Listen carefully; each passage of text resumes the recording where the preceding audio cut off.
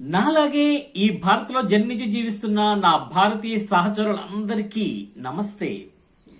ఈ ఆధునిక కాలంలో కులమత రహిత భారత్ను కోరుకుంటూ సంఖ్యాపర ఆర్థిక వర్గ లేదా రక్త వర్గ రిజర్వేషన్లతో కూడిన సమాన స్వేచ్ఛ సహిత భారత్ను ఆశించే, అందుకు తగిన రాజ్యాంగ సవరణలు జరగాలని కోరుకునే ఆనందం మీ ఈ ఆనందం.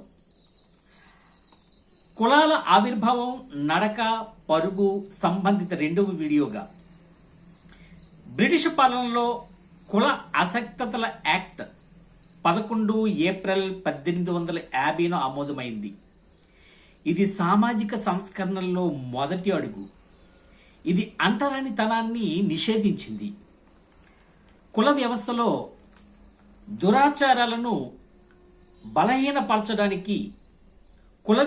దురాచారాలను బలహీనపరచడానికి ఎందుకంటే అవి హీనమైన ఆచారాలు. బ్రిటిష్ ప్రయత్నాల్లో భాగంగా ఈ చట్టం వచ్చింది. అంబేద్కర్ 1936లో ఇన్హిలేషన్ ఆఫ్ క్యాస్ట్, కుల నిర్మూలన పుస్తకాన్ని రచించి కులం హిందూ మతంలో మూలంగా ఉందని, దీనిని సంస్కరణ లేకుండా రద్దు చేయాలని వాదించారు. ఇది సమానత్వం, స్వేచ్ఛ, సౌభ్రాతృత్వం అవసరాన్ని నొక్కి చెబుతుంది. అంబేద్కర్ కుల నిర్మూలనకు మత గ్రంథాలను ప్రశ్నించాలి, మార్చాలి అని పిలుపునిచ్చారు.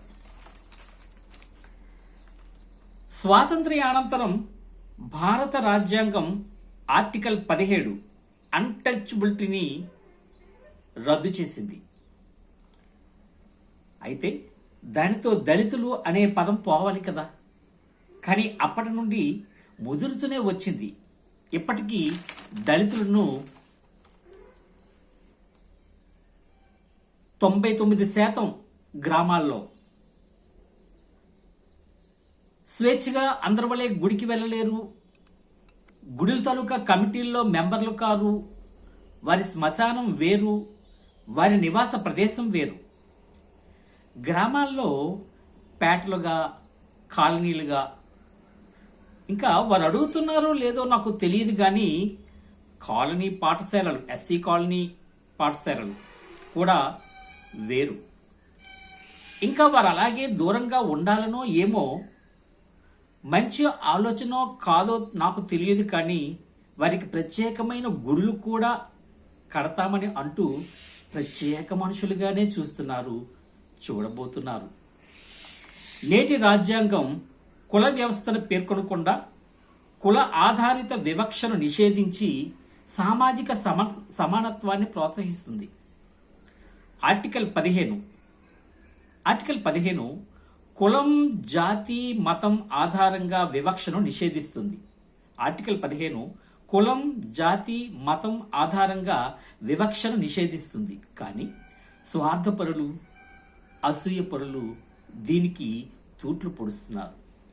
వివక్ష సామాజికంగా 1950 నుండి జస్ట్ 20-25% మారిందేమో కానీ 75% గ్రామాల్లో ఇంకా అలానే ఉంది.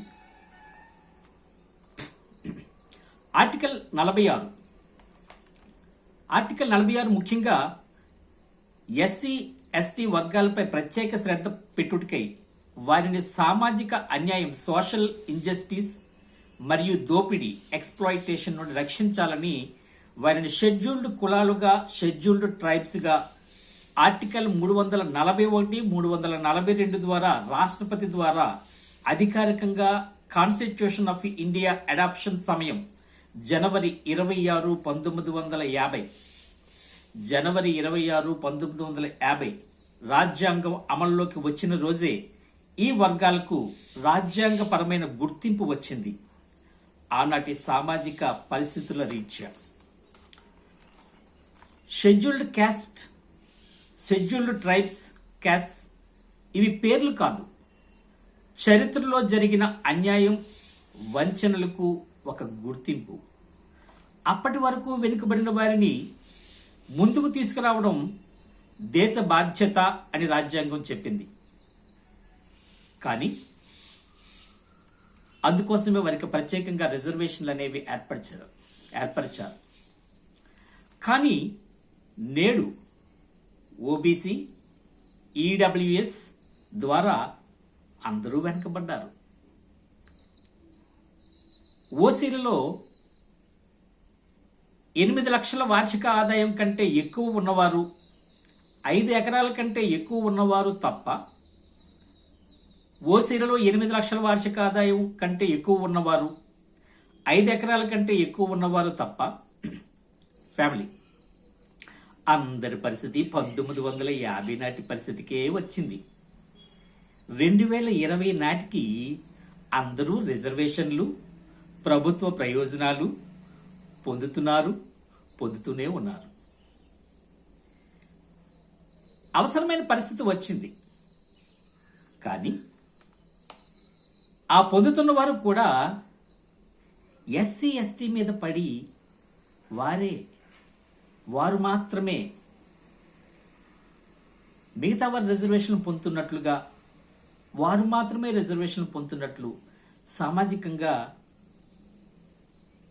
బహుశా అది వారు ఎస్సీ ఎస్టీల ఎడల చూపు జాలో, దయో, ద్వేషమో, అసూయో నాకు తెలియదు. కానీ 1950 నాటి పరిస్థితిలో చాలా వరకు నేడు అలాగే ఉంది.